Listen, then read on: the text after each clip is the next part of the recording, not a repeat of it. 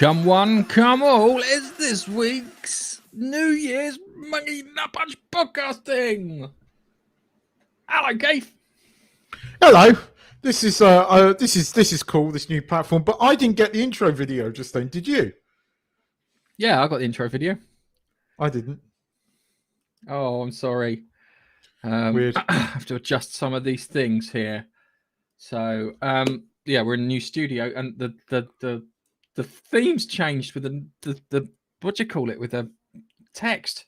It's gone all weird. It shouldn't be that text. Anyway, not important. All that's important is we've got some nice pop culture stuff to talk about. We have Book of Boba Fett. I wanted to talk about Cobra Kai, but you haven't watched Cobra Kai. Not yet. So I can't talk about Cobra Kai. Didn't talk about Hawkeye, the end of Hawkeye. So we're going to finish off the Hawkeye, and we're going to talk about the Expanse. And I did want to talk about Don't Look Up because Nigel saw Don't Look Up. Typical. You can talk about that. You can talk about it because I'm less likely to watch it. The truth is, I've watched the first 30 minutes of it, and I just went. Yeah, I watched the first 10 minutes of it and then went the same. So yeah. I want Nigel here to do. We usually do a review at the end of the year, but Nigel's not here at the moment. So we'll go through a review of what was good and what's coming up in the new year next week. But because there's only two of us, we're just going to talk about stuff that was left out from last year. I want to kind of keep things happy. So I can see a comment that I already agree with, but I'm not going to put up on the screen yet. So let's talk about Disney's The Book of Boba Fett, a intergalactic plumber who wants to get his plumbing business sorted. I used the term spectacularly average to describe The Mandalorian. I'm going to use the term average to describe The Book of Boba Fett. I wasn't gripped. No. Yeah. That's it, really. I can't go any further than that because I'm like, yes. It was interesting to see how he got out the Sarlacc pit. We didn't know. I'll be honest with you. I saw that in Robot Chicken. And he had the Stormtrooper with him too in Robot Chicken. No Stormtrooper, if I remember, fell down that hole. True. There were other people who fell down the hole, but no Stormtrooper. What the fuck? Pardon my language. I'll have to go back and watch Jedi. That's a good point, actually. No Stormtrooper. There were no Stormtroopers on Jabba's barge. That's a very good point. That is a very good point. I'm not sure. But in Robot Chicken, there was a Stormtrooper. And I think they took those points from Robot Chicken. Makes sense. It makes so much more sense. The thing is, if he was like really cocky, like he was in Robot Chicken 2, that'd be really good. So let's get this right. We have the person who's probably second in line for the second badass in the Star Wars universe. Yeah, he's the only person to ever talk back. I'll say to Doctor Who then to Darth Vader. Yeah, he's the only person to turn around and say stuff. He was like, Darth Vader was like, "Oh, trust him. He's worth the money." Yeah. So we got the Sarlacc pit thing, and then we had him dragged around by sand people, and he was then ritually humiliated because that's how you do things. Yeah. Yes.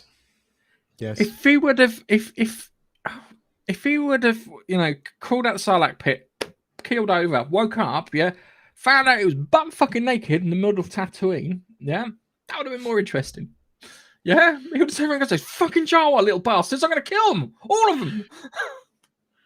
It's interesting because I noted that the chief of the what do you call them, the sand people, had the same stick that he has when he fights when he's in with the Mandalorian. So obviously he learns his fighting skills from the guy that he fights and gets his ass handed to him. Hang on a second. Boba Fett, Mandalorian / basis for all the Stormtroopers / badass, who could talk back, who's so confident in his abilities, he would talk back to Darth Vader. Learn how to fight with a stick from a no. Yeah, I know. What? Do you know what I mean? I don't suppose it annoyed me as much, but now that you point that out, yeah, it's a very good point. Now you can That share is my a very frustration. good point. That is a very good point. I hadn't really noted that before, but that is a very good point. Yeah. That's the bit that gets me. He's supposed to be, you know, as I said, he's the second baddest person in all of Star Wars, and he's getting treated like that.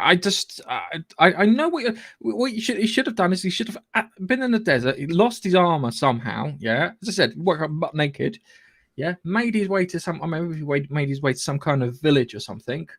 Yeah, made himself useful there by, maybe they could have had, a problem with raiders or something, and he took all the raiders out. Yeah, showing how hard he was. Okay, the problem is, I think the first problem we've got is the actor isn't in the best of physical conditions, and that's very rude for me to say, considering I'm a fat bastard. Well, not fat bastard.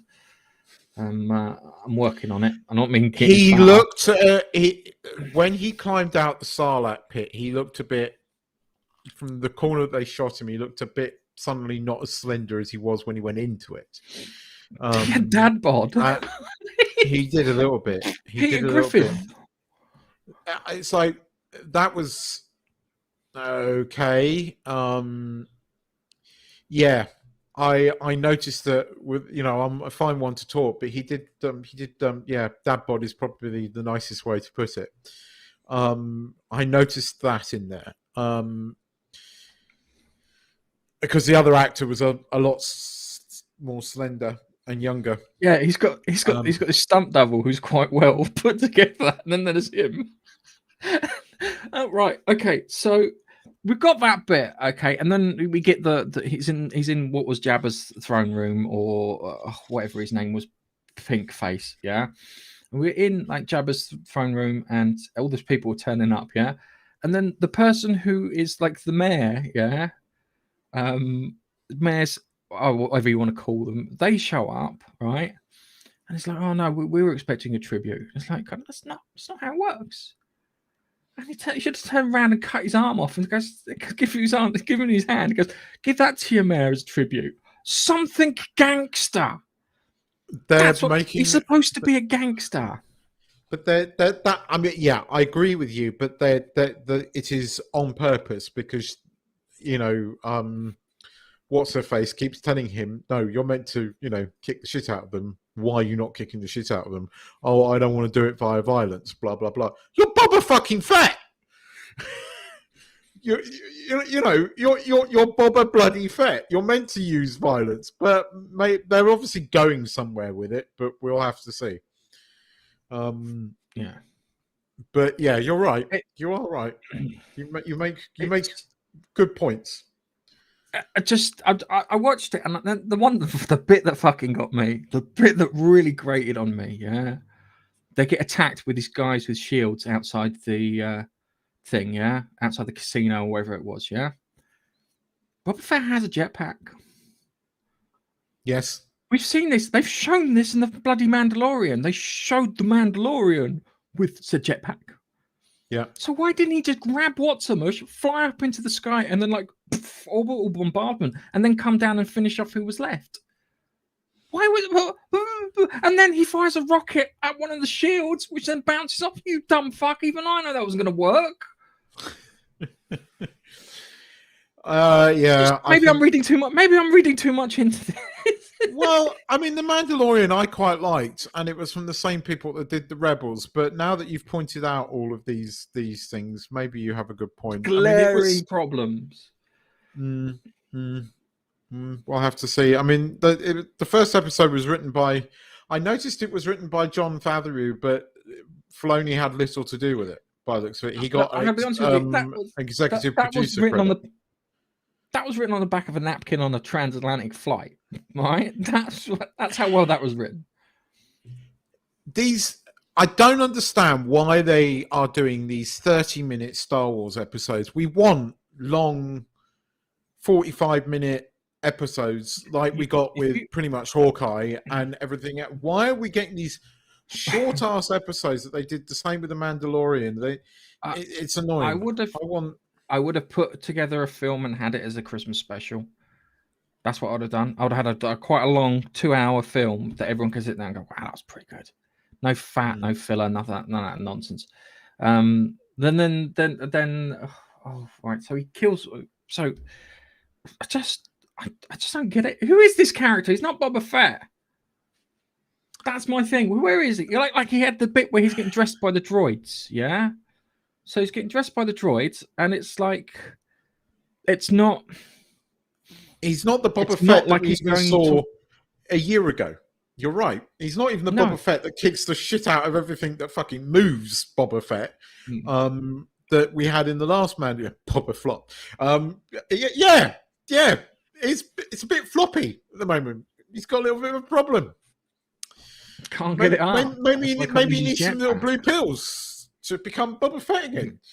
Yeah, but don't take them some random black guy in a toilet stall, like in the Matrix. Here, take the red pill. I'm trying to come for a shit, mate.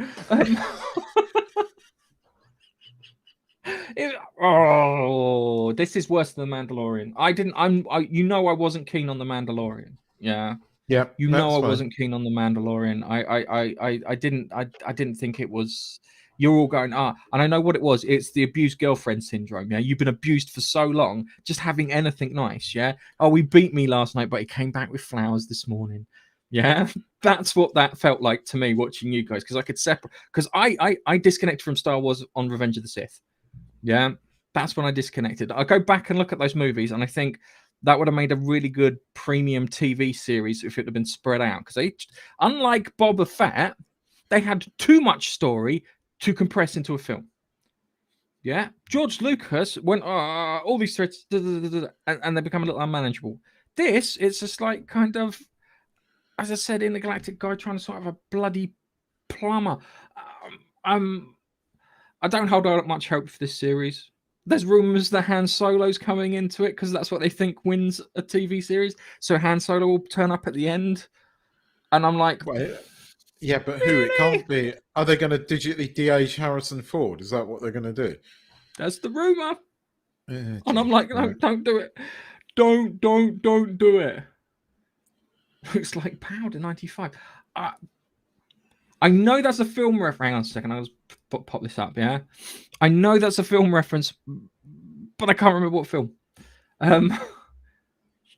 Dude, I have to remember. I'm sure it's like some kid with alopecia or something to do with electricity. But my brain's not working, so I'll have to come back to that one at another point. But it's. Oh my god! It's so.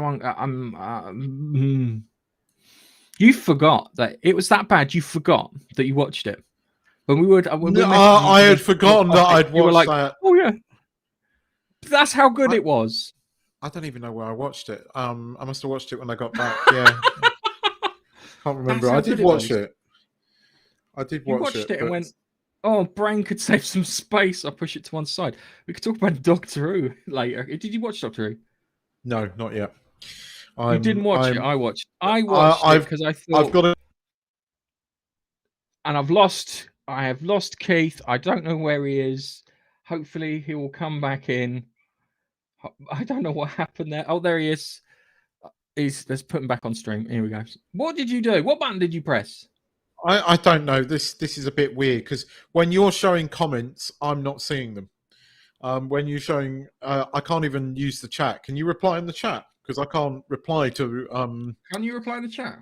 Would you want to reply in the chat? Sorry. I'm going to stop the podcast because Keith wants me to reply in the chat. What would you like me to reply in the chat? I just want to see if it worked. Oh, now I can. Weird. Okay, don't worry. It's working now. I can't take him anywhere. No. Even virtually. So this crap. It's going to be crap. This is crap. This is. There's lots of people who got pissed off with Disney Star Wars after the Gina Carano incident, and I don't blame them because that's rude and unprofessional. Yeah, And that's the problem with people today. They tend to be rude and fucking unprofessional. So instead of, asking her politely, they want to fucking, put her, put her in a fucking struggle session with the 30 annoying people on Zoom. But it's one of those things. I think it's going to be crap up until the end, and then Han Solo's going to show up, and then you're going to be like, oh my God, Han Solo! And then I'll be like, oh, I don't know, because here's the thing, right? When Luke Skywalker turned up, I kind of thought it was awesome that Luke Skywalker turned up, but they did a really shit job. And, there's this guy that on YouTube that literally less than a week later does a deep fake that looks so much fucking better than what they did. So much better. They employed him.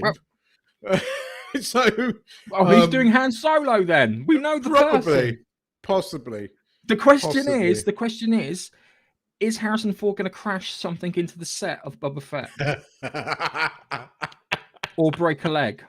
Yeah. If Harrison Ford asked to borrow one of my drones, no, mate. Just no. No, mate. Get the fucking land in a golf course, mate. Off the 18th hole. So I don't know if Nigel's seen it. I don't know. Nigel might have liked it. I'm hoping he liked it, so we can have a difference of opinion, so we can talk better. I don't think it didn't bother me as much as I think it bothered you. But it didn't at the time. Now that you've pointed out all these things, it kind of bothers me. You bastard. The reason is I noticed these things because I wasn't enjoying myself. If I was enjoying myself, I'd look past them. Because the best example of that is Spider-Man No Way Home. There are fucking holes in that story, but because I enjoyed it, I overlooked the holes, and because I was paying attention to the story and the characters and all those bits, and because I was paying attention, I looked over them. But because I wasn't enjoying the story and I wasn't paying attention to the characters and stuff, I didn't. And the other thing too is I think Ming Yang Wen, or whatever her name is, his sidekick, I can't remember her name is. I think she's also got a stunt double like What's His Mush, because she's got the specialized mask that she can pull up and become someone else, so she can do parkour and stuff. It's funny. Yeah. I mean, you say that about Spider-Man No Way Home. I went back and watched Spider-Man 2 this week, and that has holes, but I still love it. So because you enjoy it, you look past the holes. That's the trick. It's just if you immerse the viewer or the watcher or reader or whatever in whatever story it is, you start looking past those holes. Okay, I think we should move on and talk about Hawkeye. I will use. I can't find my thing. I can use a bump, but I can't find my bumps because it's all new. Because I've lost the thumbnail for the what's it bump. Nope, sorry. Anyway, there was supposed to be a bump there. We're moving on. I'm going to talk about Hawkeye, which I enjoyed and didn't enjoy because they fucked the ending up. And I was fine up until the very end bit. What do you mean they fucked up the ending? How? Where? With Kingpin and Echo. He's not dead. Echo looks like she shots Kingpin. And all they had to do, instead of putting that stupid fucking musical bit at the end, was show Echo on the floor in a puddle of blood and a car driving away. And that's all you had to do. And that would have probably set it up because she probably wanted revenge on him after she... Apparently, there was a Kingpin stinger at the end, which they decided not to use. Apparently, there was. She didn't kill him. I mean, he's clearly coming back. You don't just bring King back for that. Yeah, I know, but they made out they killed him. That's the problem. Yeah, okay. And I know the rule for comic book things, unless you see him die directly in front of you, they're not dead. But still pulling that shit to make it look like she got one over on Kingpin. I was annoyed by the stupid musical number at the end. Putting the full version. I don't know why they did that. Why did they do that? That was everybody's favourite bit. They were all talking about it. All over the internet. They were all talking about it, how they fucking hated it, and you put it at the end, you dumbass. I don't think you even needed Echo lying in a pool of blood. I think you could have just seen a foot or something, or something to insinuate that Kingpin you just wasn't dead. And they intended to do that. She's supposed to have a TV series, and if she got shot, then she's left for dead, That gives her time to heal up, figure out what's going on, hunt him down. The problem is that I've never seen fucking tokenistic casting as bad as Echo. She can't fucking act. She can barely fucking fight. She's got one leg and she's deaf, and that's the reason they picked her. I'm sorry.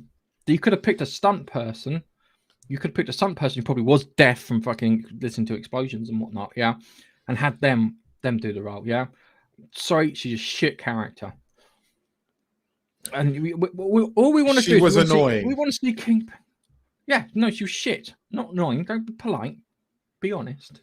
She was annoying. I wouldn't go as far as to say shit, because that would feel I had. Right, so she's supposed to be the villain, yeah? She's supposed to portray wasn't. Danger and peril. But the idea, but she wasn't at the end, was she? They did a blatant switch, didn't they? Oh yeah, no. But before then, when she was supposed to be the villain, she was annoying. And then, she was annoying, and she wasn't a very good villain because I wasn't scared of her. My son could knock her out. I was waiting for what's her face to knock her out, and it just didn't happen. And I suppose that was annoying. That's what you wanted. That should have been the last fight between Echo and Thingy. It was come on, just slap the bitch and get rid of her because she's just annoying. She's obviously not the main baddie. She doesn't give you that sense of foreboding. That I mean, and the minute at the end of the 5th episode where Kingpin, fucking what's her face, what's her face's sister was far more menacing than the other one, you know. And I don't like Florence Pugh as Gypsy Black Widow because she comes across as a Gyppo version of fucking Black Widow. She really does. You listen to her and she sounds more Romany Gypsy than she does Russian. And I'm just like, I don't like you. Can we have Hawkeye fight Kingpin, please? And it's like, okay, you got Junior Hawkeye fight Kingpin, okay? And I'm like, that was all right because when she was fighting him, the actress, because she's a good actress, did sell, oh fuck, I am really out of my depth a couple of times in the fight, and I'm like, that I like that. That's good. Keep that. That's the thing. Up. The thing was, a lot of people have criticised this for being the Kate Bishop show, and it is the Kate Bishop show. But you know what? Hayley Seinfeld is so charismatic and so fucking likable that I didn't care. And the fact that she has a really good chemistry with, Jeremy Renner as Hawkeye, it worked for me. That duo worked. And that final episode where, she realizes that her mum's a cow, could have told you that. And, has her arrested at the end, which is like, that's, you got off lightly, in my opinion. I never liked the mum. The mum was a bitch all the way through. The mum was bad. And, the one thing I thought at the end was, I did it all for you. Boo! Fucking shit, you did. Boo! Fucking shit, you did it for your daughter. Don't even try it. But do you know? Despite all my frustrations with this as a TV show, it's the best Disney Plus Marvel TV show there is. Doesn't fuck the universe like Loki does. Doesn't destroy like Loki does. It isn't preachy like Black Captain America and the Winter Soldier. Yeah. I didn't dislike Loki. Didn't sell us a load of red herrings like Wanda did, but I would watch this one over the others. I like Loki because, again, I find Tom Hiddleston charismatic. Did I like this more? Probably because of Hayley Seinfeld.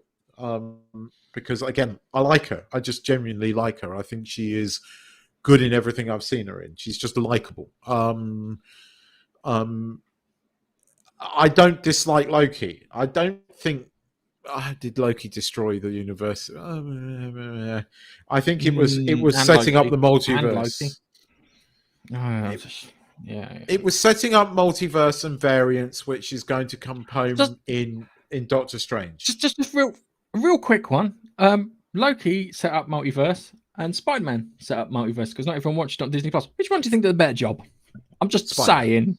Spider-Man. Oh, Spider-Man. I mean, but that goes without saying. But I'm biased because I'm a huge Spider-Man fan.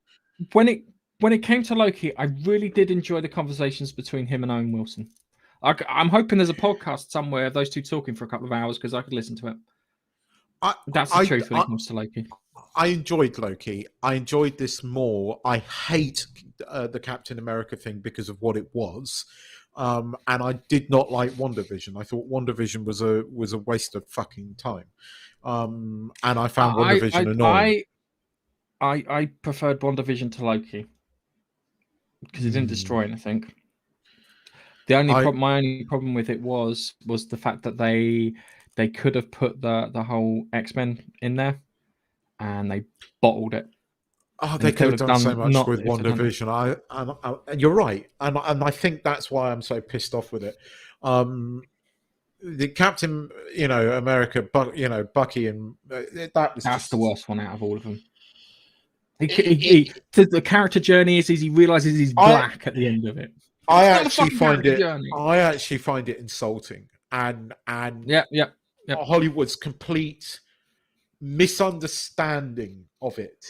I have said this, and I will say this once more: the most powerful symbol that you could have done was left it where it was. At the end of the one good thing about the ending of Endgame is Captain America, handing over the shield to Thing, and there's no, oh, but you're black. There's no thing, and then the next we see him, he's full in his Captain America suit, fighting the bad guys, and it could have been this buddy comedy. None of this. Oh, I'm black. I don't think I'm ready. Bullshit.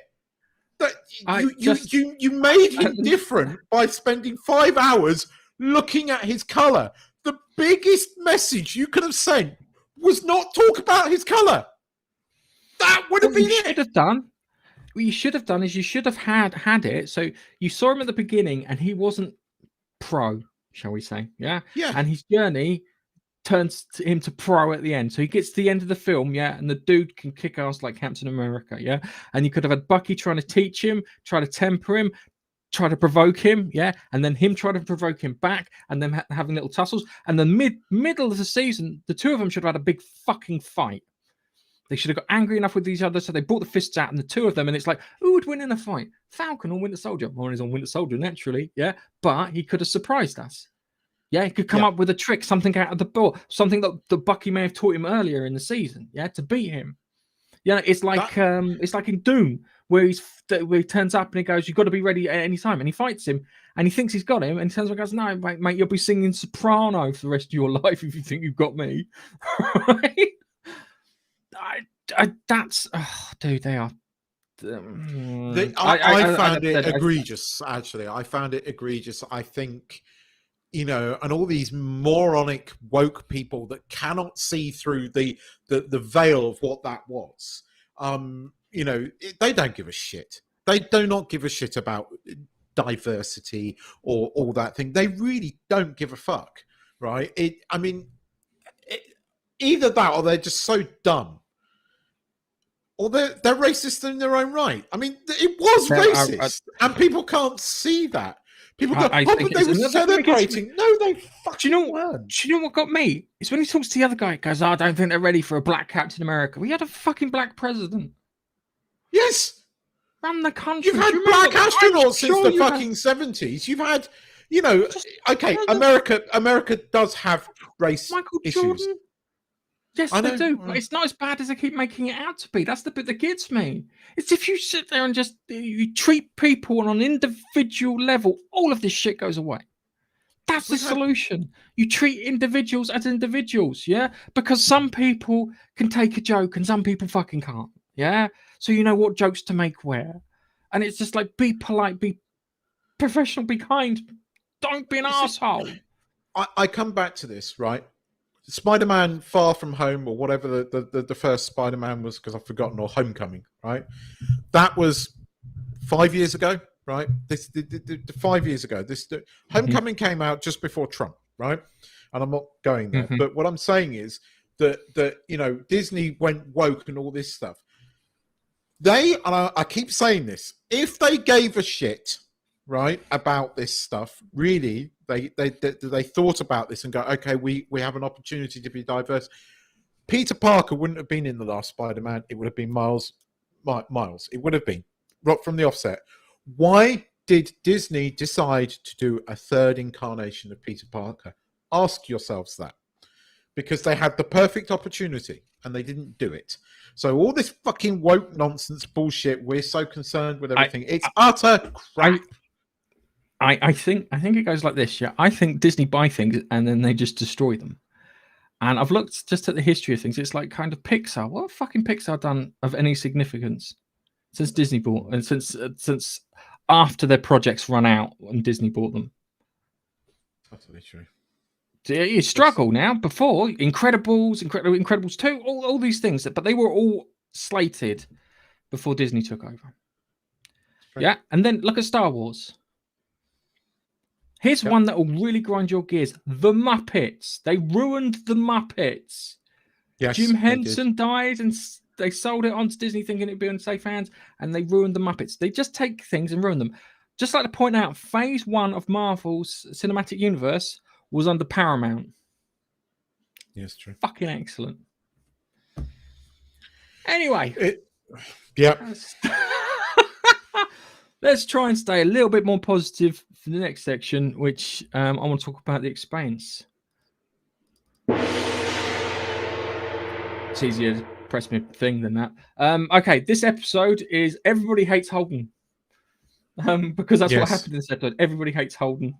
It was good. The drummer is getting a pirate is now taking decisive action against thingy. We'll leave that towards the end. That was almost a Vonovus level speech, almost, but not quite. That was the bit that got me. It's like, oh, you were so close. But we go back to the beginning, and it starts off that Peaches has found out that Holden was the one who disarmed the torpedo. And then it goes from Peaches to Amos, and Amos is fucked off. He looked like he was going to stab him when they were fixing that hole. And then Naomi finds out, and she's even more pissed than Amos. I'm sorry. I didn't ask you to do that for me. Yeah, but I found that annoying. I'm sorry. I do not like Naomi. I can't bring myself to like her. I know that you're probably going to tell me that she reacted in a way, but every time she reacts like that, I just fuck off. Just fuck off. I can't get over season 3 of Naomi. I just can't. The way she acted in that, she fucking screwed him over. And then she acts all fucking, when they start treating her badly, she's like, "Oh, stop treating me badly." I can't get over season 3. I've never gotten over her portrayal. So every time that she does that, and I got over her portrayal in the book. I got over her portrayals in the book. Just not in this. I just can't. I don't know if it's the actress or what, but I was just shouting at the thing. If I was Holden, I would have gone, "Shout it!" Yeah, and it's funny how it works its way through the crew, and then it gets back to Peaches, who's the person who originally discovers, and she's talking to Holden. That was lovely. She turns around and goes, "Never apologize for not killing anyone." And that was right. She's like, "Oh, that's nice." I enjoyed that scene. I enjoyed that scene. I enjoyed the carry on of the story with the proto-molecule repair droid, and what's his face turns up finally. Yes, you got to see Winston Duarte. And that was interesting. I don't know, but they never said he was white guy, and his name's Winston and Duarte. Doesn't sound like a white guy's name. I don't want to sound rude or anything. No, it's true, but I liked what he was saying. But here's the thing, and I'm going to say it again, but I want your opinion. We have 2 episodes left. Can they put a bow on this? Yes, they can. Yes, they can. Because Duarte's only just turned up, and he's like the overshadowing. No, but Duarte's for the next three seasons, which aren't happening yet. Yeah. Remember, that beginning thing is the Strange Dogs novella that you're doing it, because you can take her brother away. The repair drones are going to fix him. He's going to take her back to parents. They're going to freak out, and then she's going to decide to run away with her brother. And she goes, "Well, I don't have to worry about food, because if I die, the repair drones will fix me." Yeah, and that's how she sees life, and it's quite good like that. And I'll be honest with you, the Winston Duarte character, in comparison to in the book, came across as a lot more sympathetic. He was in this. And you actually were like, "Oh, I can understand." I yeah, it was an interesting chat, and I enjoyed that scene. I liked, I kind of liked what's his face bonding with the thing until at the end when he fucking became a dick again. And Oh no, that's because no, because that's a lot of stuff there that built up. Because I started going back to the book to find it, and one of the things was, he found out that he figured that Holden had disarmed that torpedo, and the one person he hates in all of the universe, and I had to check it with a book, is Holden. He thinks he's a smug, arrogant asshole, and he fired a torpedo at him and turned it off. So now he's like, motherfucker tried to kill us with a nuke, and then had the audacity to not kill us. Motherfucker, he's just like toying with us. Like, he knows that he can take us out at any one point. That's how he saw that. And that really fucked him off. And the funny thing is, that torpedo is going to kill someone. Yes, that torpedo is going back in the Pella, and that's killing killing Drummer or Avasarala. You reckon? One of the two. Now, the reason I think my brain keeps going on about is Avasarala is going to die because the lady's old. And he's got to wait 10 years. And in the book, she's like 120. It's not going to happen. All right? It's just not going to happen. Logic dictates it won't happen. In the story, it can happen, but not in this, So there's a chance that'll kill her off. If not, it'll kill Drummer off. And the reason I say kill Drummer off is because Drummer's got a game coming out. There's an Expanse game featuring Drummer, and it's like kind of what would be a nice little payoff because you're not going to make any more money from the Expanse TV shows and whatnot. And they do like Kara, whatever Mush is, who plays Drummer, and that's why they've repurposed so many parts for Drummer, because Drummer, is four characters, is an amalgamation of 4 characters. Because you've got Drummer, who go on. I love her. I think she's awesome, and again, a way to do a powerful woman. Right. I don't want to sound rude or anything. Her joining a polyamorous crew is the one thing that kind of defies her character, because she always kind of seemed like she wasn't really interested in people.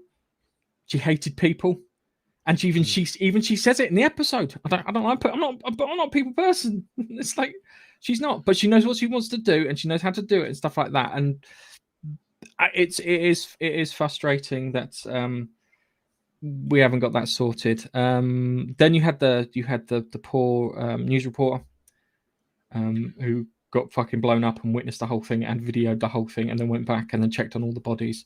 And she seemed like she was suffering from PTSD really bad, seeing like 20, 30 people being blown out of pieces. That scene between her and Avasarala where Avasarala was like, it makes us look weak. Exactly, but it makes them look weak. She had a point.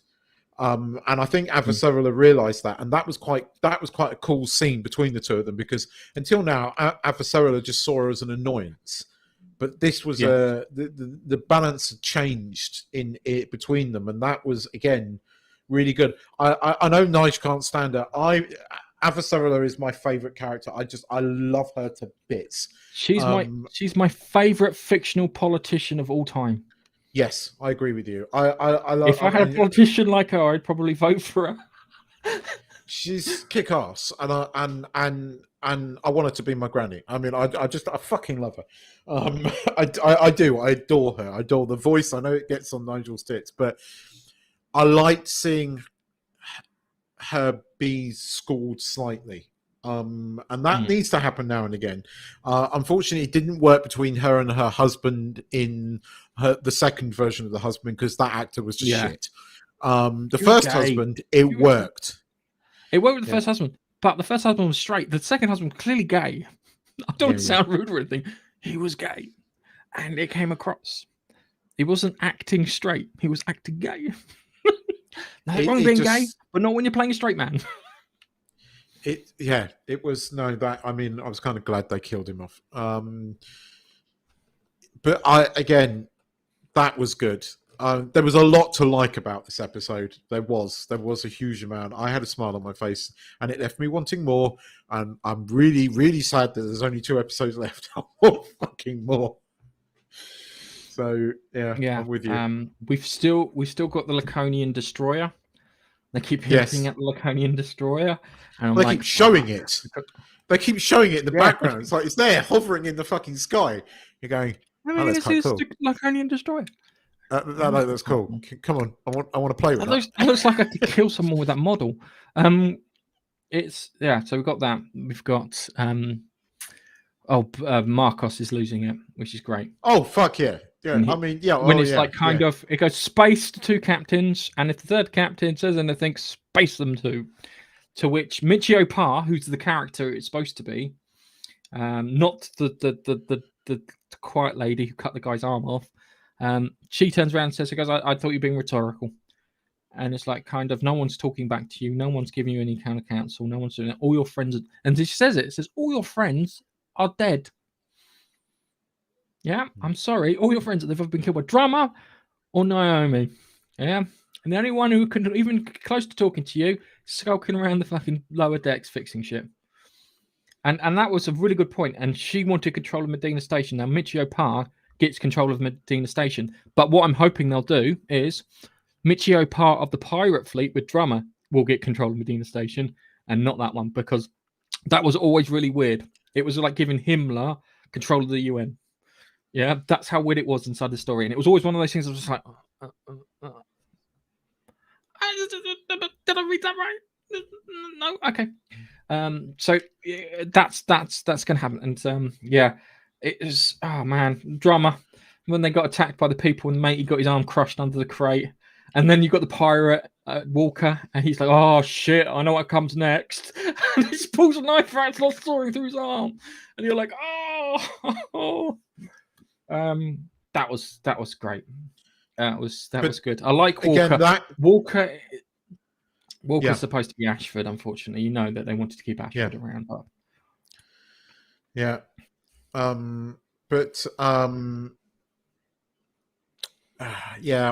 enjoyed it. I thought the cutting through the arm scene was a bit okay, but I knew it was going to happen.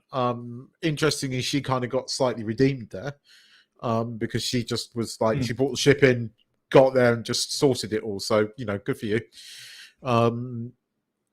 But the drummer speech, it wasn't it wasn't Susan and Vonover level of speech, but it was pretty fucking good speech. You did start hearing that speech. Oh yeah. Of course I did. But look, you're never going to beat Susan Vonover's speech. Susan Vonover's speech stands the test of time. I think it's the way she ends it. Goes, "Who am I, sweetheart?" And then she goes through the whole thing. Because I'm the last thing you're ever going to fucking see. But it's and the funny thing is, the Pella's going to that supply depot to get fixed up. That's why there were people there, so they can get all their shit together. And now they can't. So, oh man. So I don't know. You're right. I think we have to have an extended last. I think we have to have an extended last. I believe it is an extended one. We're not talking about Boba Fett, Chuck. We finished talking about Boba Fett. Yeah, trust me, it was class. It was. So yes, you can come back in. So yeah, The Expanse, loved it. You're right. I know what you're feeling, but going back through the book, there's plot wise, there's not that much in it. It's more character wise stuff that needs to be dealt with. I watched Doctor Who last night. You poor bastard. Yeah, I watched Doctor Who last night, and on a level of 1 to bad, how bad? I'll be honest with you. It wasn't that bad. It wasn't that really bad. They did forget certain things, like they destroyed the universe and solar system and everything, which is quite important, especially when you're supposed to be traveling through time and space, and there's no time and space to travel through. But hey, can't get it all. I did get to see Jodie Whittaker die 5 times. Oh, wonderful! Which was the highlight of the entire episode. It's there's an Irish lady in there, and there's a black fellow with massive hair. I'm like, God, that's a lot of effort to maintain that hair. And they were locked in a time loop in a storage place, and it sounded to me like is it the old time loop sci-fi cliche episode? Is it? Kind of. They did do one interesting thing, is every time they went through the time loop, they lost a minute. So the closer they got to midnight, the less time they had. But every time they did it, more Daleks appeared. So every time it was the first time loop, 1 Dalek, second time loop, 2 Daleks, 3, 4, 5, etc. And they had machine guns. Daleks have been given machine guns in this, which I was like, oh, okay, 2 cool things. Daleks, machine guns. So we've Kind of got need what, machine guns. 3 episodes left, but we're only gonna have her until the but we're gonna have her till 2023. But we've got 2 episodes this year. And then that's what I'd like to do to Jodie Whittaker. There's another new. Yeah, no, dude, it was. Trust me, you watch it, and it's like, oh, and then she. The thing is that Jodie Whittaker's not a very good actress because they had that doctor speech moment, and I know that Christian has been listening to people saying there's not been the doctor speech moment. Yeah, you have you have that in the first episode with what's his mush Northerner.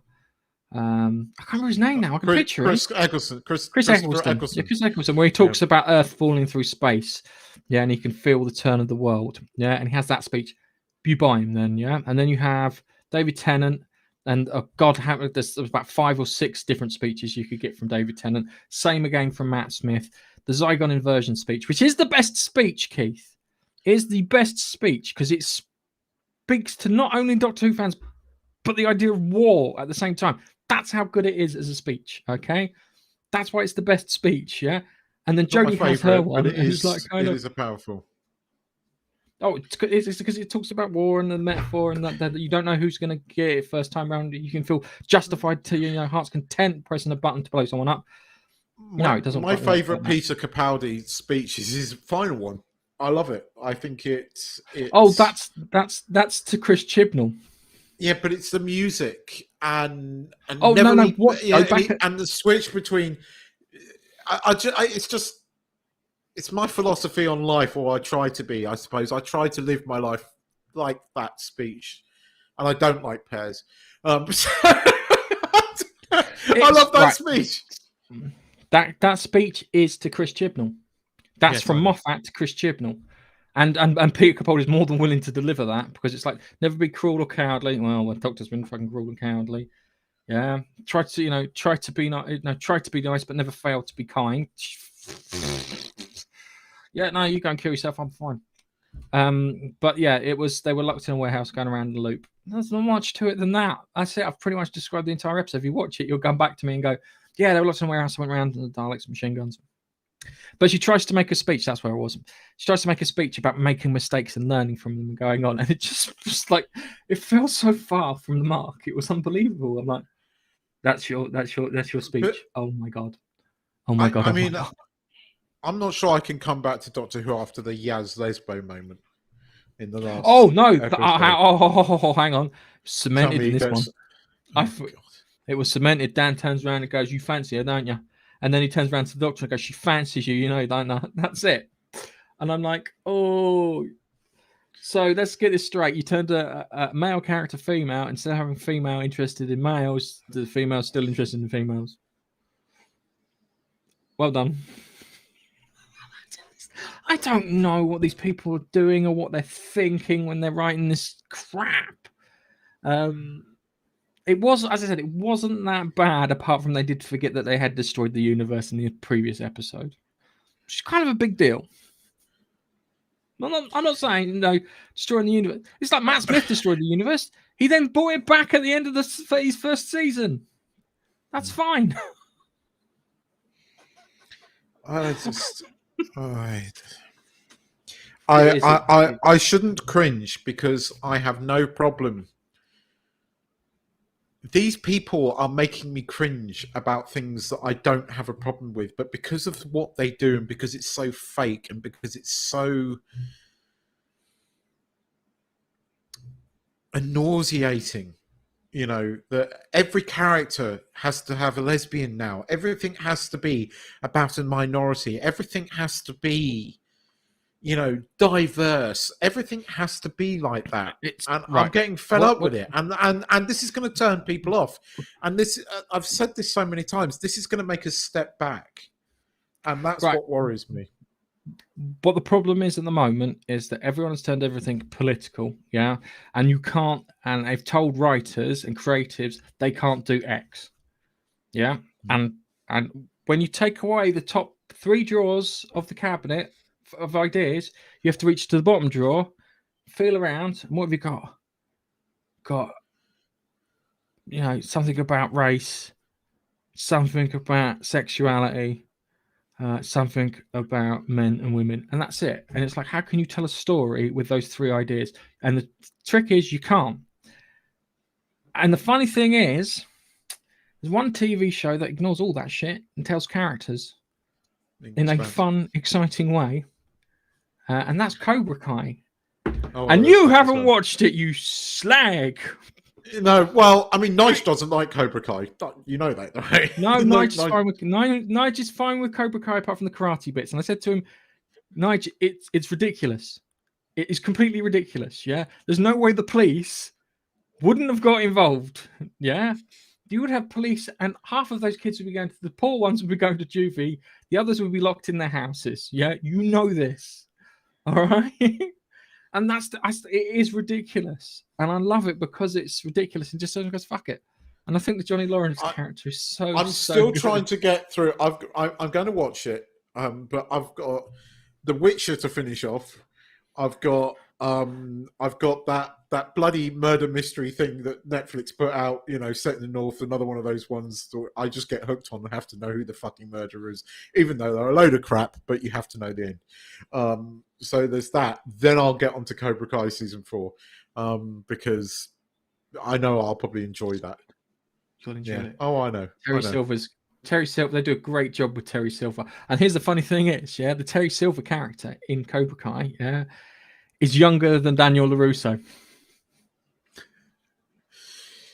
Fair enough. Yeah, it's all right. So Chuck's going on, he's waxing lyrical about bloody Cobra Kai, and he's absolutely right. Apart from, I think he's autocorrect. Cobra Kai. Mate, I think the only Cobra I know is Anna Kournikova. She was. Oh, yes. Yeah. So I'm sure we posted one about him and Laurie watching it together and enjoying it, and yeah, it's a great TV series. There you go. It is a fun, and I like it because it is fun and it just tells stories, and you know it's got a few bits in there, but they're quite acceptable. I'll be honest with you. It's Johnny. It's the story of Johnny Lawrence. It's the story of Johnny Lawrence acclimatizing himself to 21st century. That's what the true story of Cobra Kai is. Because you listen, Johnny Lawrence is the best character. Yeah, he might not be fun, but he's the best character. It's like he's trying to impress. He's the neighbor next door. Yeah, he cooks her and her mother a meal and Miguel a meal. Yeah, he turns around and goes, "It's I made fajitas and whatnot, and wanted it to be authentic and everything." To which the grandmother turns around and says, "He does know we're from Ecuador, doesn't he?" We're not Mexican. It's just brilliant. Oh man, it's done so well, and it's done, and there's a bit in it where they add a new character into it in episode 3 called Kenny, and I was expecting him to die at the end of the season. I'll be honest with you. And the way they put him into it, and they link him back to other stuff, it doesn't feel forced. It feels really organic, and it works. As a character, and he helps another character, and he's kind of helping another character to develop and whatnot. It's good. I like it. Plus, we remember the young cast back in the 80s. So do I. I watched that movie a lot when I was younger. I'm not old. What are you saying? Yeah. It's good. It's good. It's entertaining. That's how you do a TV show. You tell people stories. You keep them entertained. It's got silly melodrama in it, and it's got silly "we're going to fight for no reason" drama in it too. And I'll be honest with you, I just embrace it and love it. Oh my god! I went to RCA video store. No, it wasn't. I actually, when I watched Karate Kid, I got it as a rental from a place in San Diego, and I can't remember the name of the place. It wasn't Blockbusters. It was like an off brand of Blockbusters because I was in the States at the time, and it wasn't VHS. I remember watching it on VHS. I think that was the first time I saw it, but then it was on the telly a lot as well. So, it's a great Oh film. man, So, see the thing with, wax on, wax kids, off. It's one of those films, you just, the things with kids today, Danielson. they've never had to go through the pain of rewinding a VHS tape. I want to watch the film. It's the entire sequence. I'm gonna hit the rewind. I'm gonna wait like 5 minutes. It's 3 miles of tape is put from one reel to another.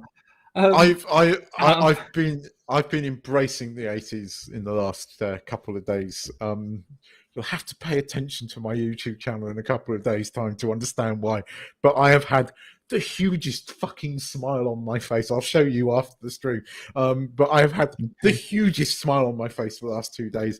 And it is things like Cobra Kai and stuff. And this is what I was saying to Nigel. But Cobra Kai, watch Karate Kid. Karate Kid is equally ridiculous. And Cobra Kai has somehow managed to take that 80s thing, stick it in the modern age, and it still work. And it still has the essence of that original film. Yes, it's missing Mr. Miyagi, and it does miss Mr. Miyagi at times.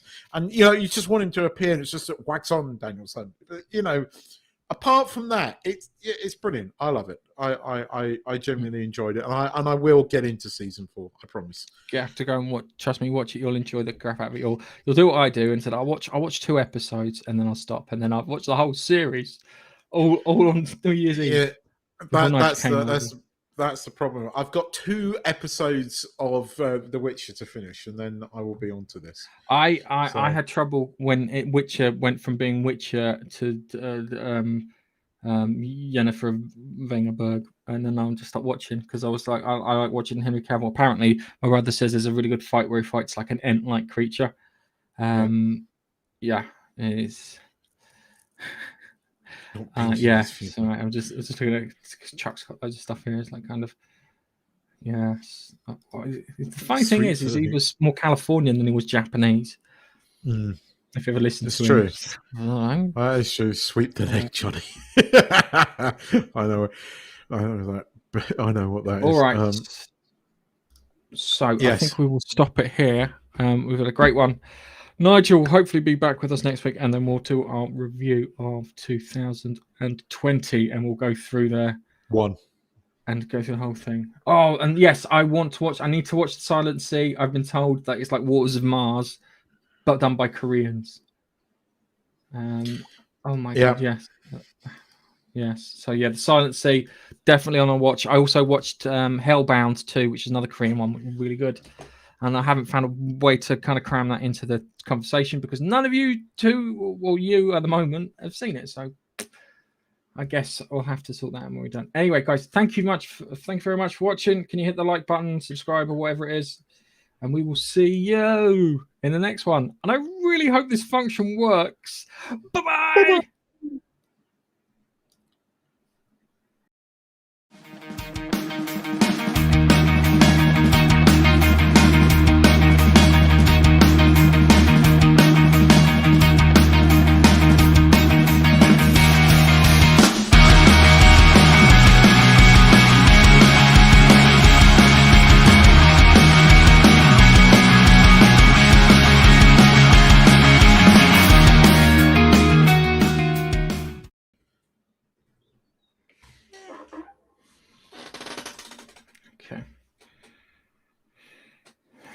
Okay. All right.